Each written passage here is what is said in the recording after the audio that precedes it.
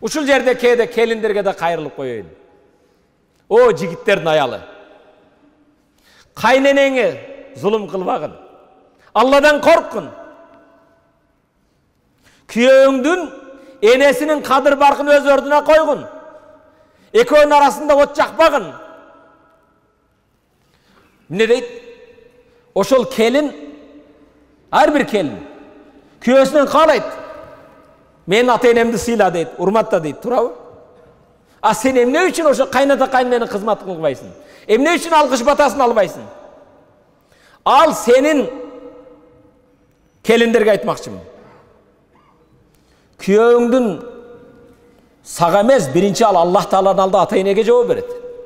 Ата-эненин кадыр баркы, алардын укугу сенден бир канча жогору турат.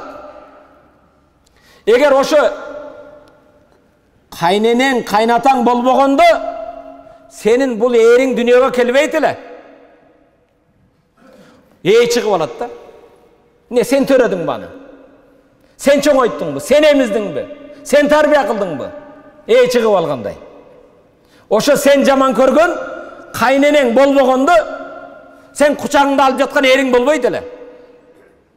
Ошо жакшы көргөн күйөөңдү тарбия кылып сага өстүрүп берген, энесин сыйлагын, кадыр бартагын, алкыш батасын алгын.